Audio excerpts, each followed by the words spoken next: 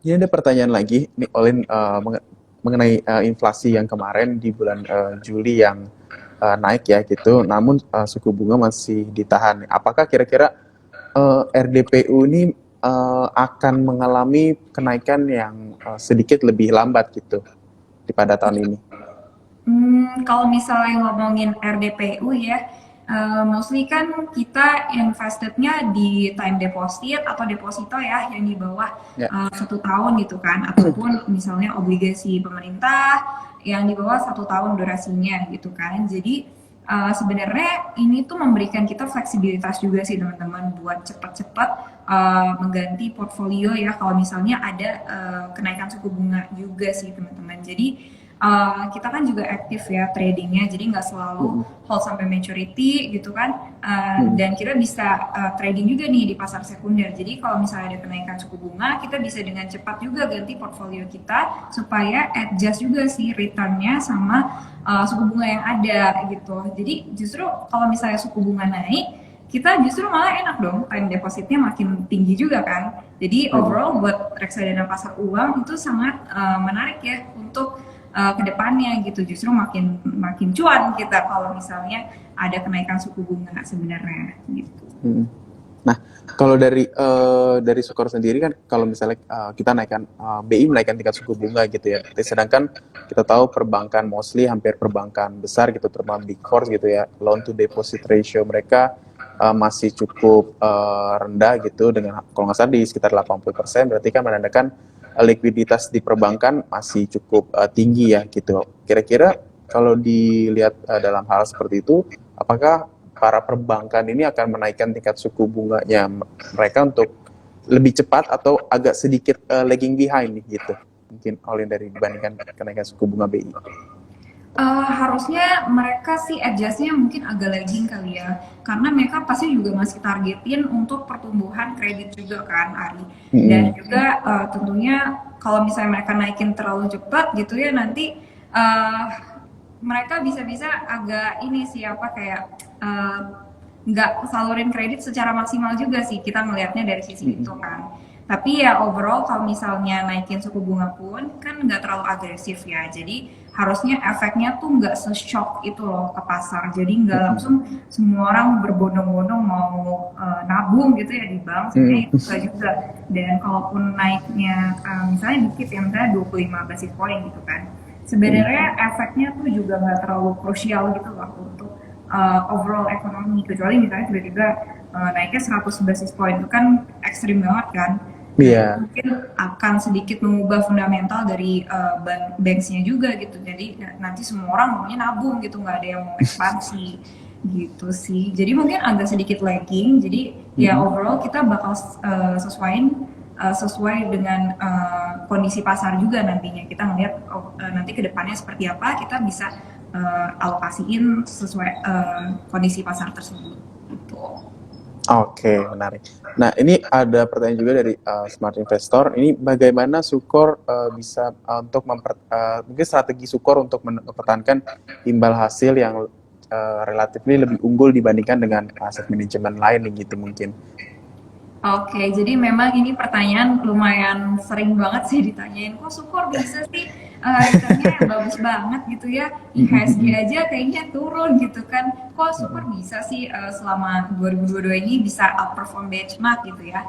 Sebenarnya ini merupakan strategi kita juga sih teman-teman dalam mencari alpha ya di pasar. Jadi kalau misalnya kita lihat balik gitu ya, misalnya di awal tahun gitu ya, IHSG tuh all time high, terus kayaknya pemulihan ekonomi tuh berjalan sangat baik ya teman-teman, laporan keuangan semuanya tuh tinggi-tinggi lah hasilnya dibandingin tahun lalunya. Nah di Ya. saat itu teman-teman kita tuh udah banyak invest juga di saham-saham yang misalnya naik gitu ya, aset-aset yang naik, dan kita banyak ngelakuin profit taking nih teman-teman. Jadi nggak melulu kita harus nambah, kita harus invest terus nih, nambah terus gitu, enggak. Jadi kita banyak lakuin profit taking juga. Terus kalau misalnya kita lanjut nih ke kuartal 2 ya, mungkin bulan April, Mei, Juni itu ya masih tinggi, awal-awal kita banyak taking profit, terus kok kayaknya market galau gitu ya. Nah kita lebih defensif lagi teman-teman. Jadi kuncinya apa? Sebenarnya dialokasiin secara aktif juga ya teman-teman. Bukan trading juga ya teman-teman, tapi lebih ke ya kalau misalnya siklusnya lagi baik ya kita taking profit. Kalau misalnya siklusnya lagi kayaknya udah mau slow down ya kita lebih defensif dan it goes on like that gitu. Jadi kalau misalnya IHSG koreksi itu time kita untuk buy. Jadi makanya kita bisa kasih performance yang cukup unggul gitu ya di pasar di IHSG gitu. Dan kita juga usahain sih beta kita sama IHSG cukup rendah. Jadi ya hopefully kalau bisa IHSG turun dalam gitu ya 3% sehari gitu ya. Ya kalau bisa reksadana saham kita nggak turun segitu dalam gitu karena kita lebih defensif di beta yang lebih rendah gitu dibandingkan IHSG. Kurang lebih kita bisa unggul sih karena itu sih. Dan ya kita active trading banget sih selain reksadana saham gitu ya, reksadana pendapatan tetap itu juga banyak di active tradingin. Jadi so far kita bisa kasih return yang sangat-sangat unggul dibandingkan benchmark pasar gitu. Oke, semoga apa yang tadi Olin sampaikan menjawab rasa keingintahuan gitu ya smart investor, kok bisa Sukor AM ini memberikan imbal hasil yang bagus gitu ya. Nah ini ada yang bertanya juga soal kalau reksadana campuran gitu untuk kondisi market saat ini apakah baik, dan mungkin apakah Sukor punya juga nih untuk reksadana campuran gitu, Olin? Oke, mungkin kalau teman-teman juga tadi kita bahas banyak reksadana saham gitu ya, reksadana pendapatan tetap ataupun pasar uang. Tentunya teman-teman juga kepo ya reksadana campuran, karena mungkin teman-teman mikir kalau di saat seperti ini baiknya yang fleksibel aja deh, yang bisa saham, yang bisa obligasi gitu kan. Ada nggak sih? Yeah. Ada teman-teman reksadana campuran. Jadi ini ada juga sih di Bareksa, harusnya teman-teman bisa cek loh di Bareksa. Nah, salah satunya ada reksadana Sukor Invest Anak Pintar, ada juga Flexi Fund, terus juga ada Sukor Invest Citra Dana Berimbang, itu ada juga yang lain-lain juga teman-teman bisa cek juga. Dan so far kita juga sangat suka sih sama return dari reksadana campuran kita, karena sangat unggul nih teman-teman. Bahkan kayaknya kemarin di atas 10% loh teman-teman sampai bulan Juli terakhir kemarin ya. Mana sampai hari ini kayaknya masih di atas 10% nih teman-teman.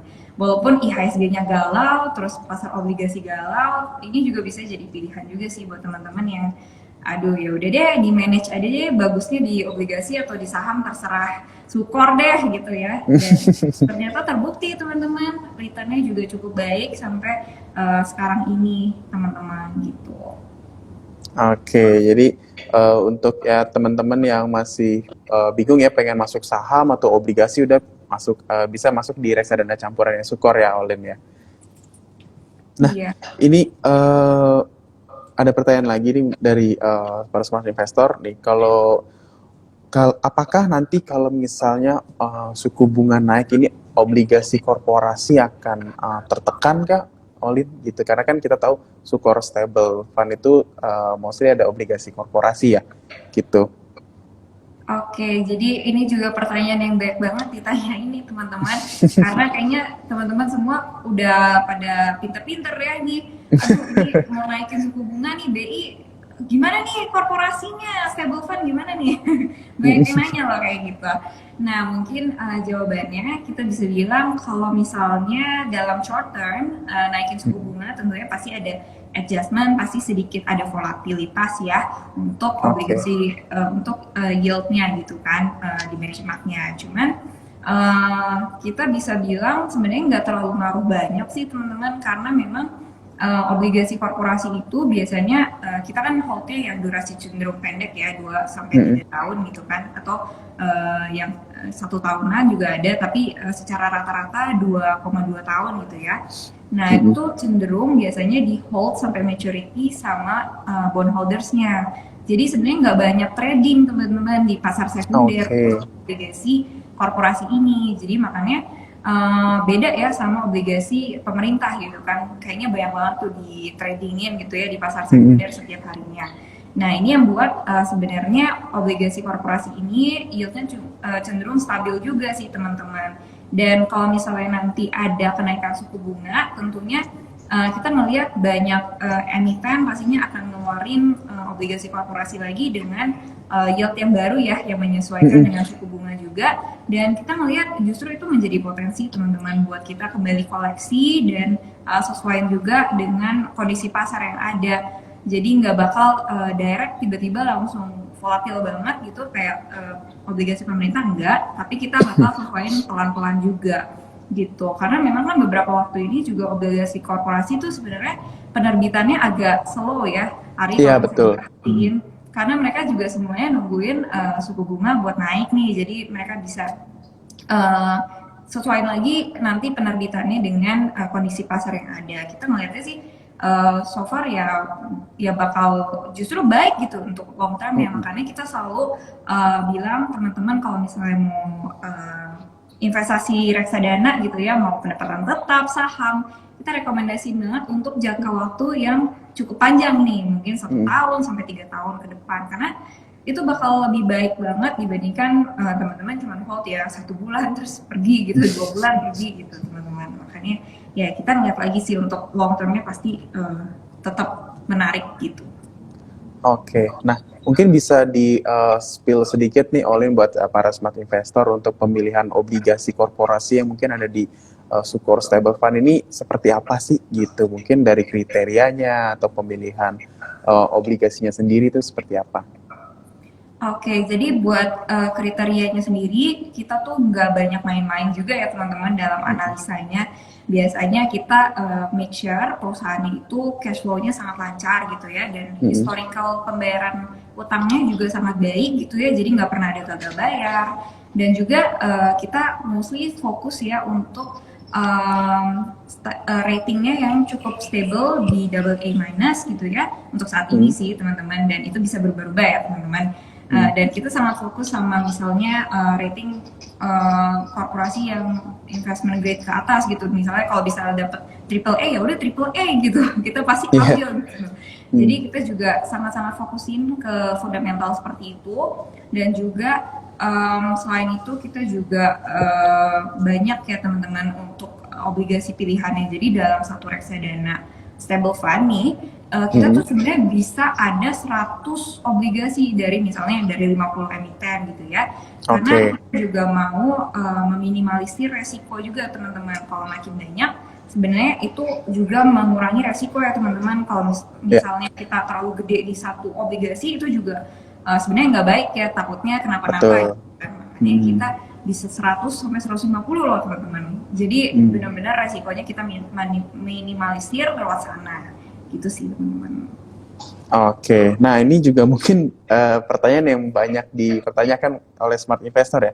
Ini kok Sukor Stable Fund kok bisa gitu naik terus gitu dibandingkan dengan reksadana pendapatan tetap lainnya? Apakah nantinya ke depannya ada kemungkinan tidak ada potensi untuk turun kah atau mungkin koreksi ya gitu ya Olin? Oke, iya ini sering banget sih ditanyain.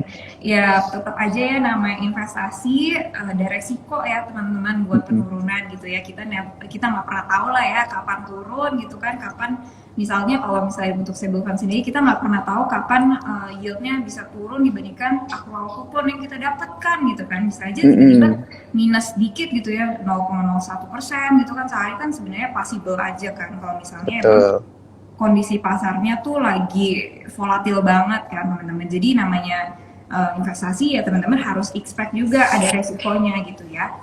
Nah untuk pemilihannya sendiri kita kan tadi udah aku spill juga kan untuk strateginya ya dalam pemilihan obligasinya, terus juga kenapa kita pilih durasi pendek karena memang lebih stabil. Jadi hopefully kita bisa memenuhi ekspektasi dari teman-teman juga untuk return dari stable fund ini sesuai dengan kondisi pasar sih gitu. Tapi teman-teman jangan sampai mikir ini naik terus, yaudah taruh sini aja nggak mungkin turun, nggak mungkin ya teman-teman. Jadi benerin dulu mindsetnya nih, pasti tentu investasi ada resikonya, tapi hopefully dengan strategi kita yang aktif kita bisa manage return juga buat teman-teman semua. Oke, menarik. Jadi namanya juga investasi pasti ada resikonya ya Olin ya gitu, tentang gimana kita nanti mengelola resiko tersebut ya dengan diversifikasi tentunya.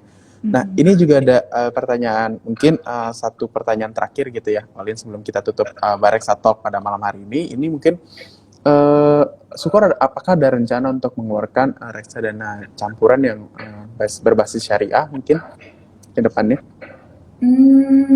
Mungkin kedepannya kita bisa aja keluarin nih teman-teman reksadana campuran berbasis syariah. Kita Mm-mm. tampung loh teman-teman. Kalau misalnya teman-teman emang mau, nanti kita bener-bener buatin nih buat teman-teman. Tapi nantikan aja ya, siapa tahu ada nih bentar lagi surprise buat teman-teman. Ya hopefully bisa ada dengan lebih cepat gitu ya, Olin ya. Karena Iya, kan kita tahu hopefully ya. Mm, ekonomi syariah kita juga lumayan besar gitu ya potensinya. iya, Jadi dengan adanya mungkin reksadana campuran berbasis syariah yang dari Sukor yang kita tahu kinerja reksadana campuran yang konvensional juga works well ya selama hingga bulan Agustus ini itu bisa terulang kembali lah gitu di reksadana iya. campuran syariah. Oke, mungkin Olin ada sedikit closing statement ataupun tips buat para smart investor yang menyaksikan ini biar tetap cuan gitu di tengah kondisi pasar sekarang. Oke, mungkin sedikit tips gitu ya teman-teman, jangan panik kalau misalnya ngelihat market volatil nih sekarang. Kayaknya tiap hari kalau baca berita tuh sedikit hati itu deg-degan gitu ya, gimana nih Mm-mm. investasi aku hari ini gitu ya. Ya. Tapi ingat terus buat stay konsisten karena memang kalau misalnya kita konsisten investasi gitu ya, kita terus lakuin dollar cost averaging, tentunya nanti Mm-mm. hasilnya akan kelihatan teman-teman in the long run. Jadi stay konsisten dan terus investasi di Sukor. Oke, thank you banget Mbak Olin waktunya buat malam hari ini.